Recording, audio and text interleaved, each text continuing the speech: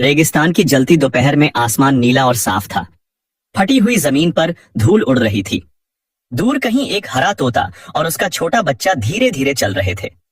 दोनों बहुत थके हुए थे क्योंकि कई दिनों से उन्हें पानी नहीं मिला था, मगर उनके चेहरों पर अब भी उम्मीद थी।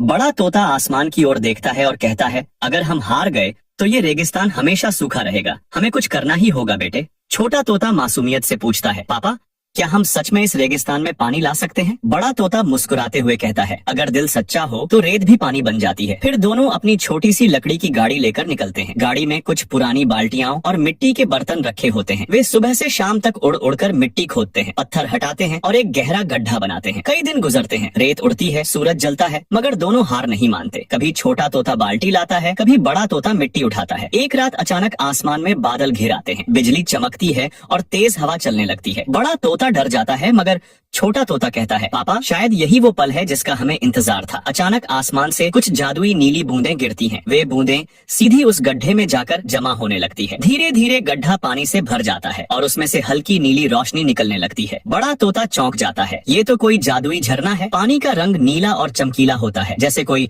रत्न चमक रहा हो। अगली सुबह पूरा रेगिस्तान बदल जाता है। गड्ढे के आसपास छोटे छोटे पेड़ उगाते हैं, फूल खिलते हैं और हवा में ठंडक फैल जाती है। छोटा तोता खुशी से नाचने लगता है और पानी में छींटे उड़ाने लगता है। अब दोनों सोचते हैं कि इस जगह को और सुंदर बनाना चाहिए। वे आसपास से कुछ पत्थर, लकड़ियां और रंगीन फूल इकट्ठे करते हैं। धीरे धीरे वे वहाँ एक प्यारा सा जल घर बनाते हैं, एक पत्थर का घर जिसमें दीवारों पर नीले पानी की लहरों की डिजाइन बनी होती है। घर के चारों ओर छोटे झरने और फूल लगे होते हैं। दिन बीतते हैं और रेगिस्तान में दूसरे जानवर भी आने लगते हैं, हिरण, खरगोश, यहाँ तक कि एक ऊंट भी वहाँ पानी पीने आता है। तोता सबको मुस्कुराकर पानी पीने देता है। एक दिन अचानक एक तेज आंधी चलती है और पानी का झरना सूखने लगता है। छोटा तोता डरकर कहता है, पापा हमारा झरना जा रहा है। बड़ा तोता तुरंत उड़कर बादलों की ओर जाता है। वह आसमान में उड़ते हुए अपने पंखों से रेत और बादलों को टकराता है। धीरे धीरे आसमान से फिर नीली बूंदें गिरने लगती हैं। इस बार पानी पहले से ज्यादा आता है और पूरा इलाका हरियाली से भर जाता है। अब वहाँ नदियां बहने लगती हैं, फूल खिल जाते हैं और हवा में ठंडक लौट आती है। बड़ा तोता और छोटा तोता उस झील के पास बैठकर कहते हैं, अब ये रेगिस्तान नहीं रहा बेटा, ये अब हमारी पानी की धरती बन गई है। छोटा तोता मुस्कुराता है और अपने पंख फैलाकर आसमान में उड़ जाता है। हरियाली, नीला पानी और बीच में दो खुश तोते। रेगिस्तान अब एक नई जिंदगी पा चुका होता है।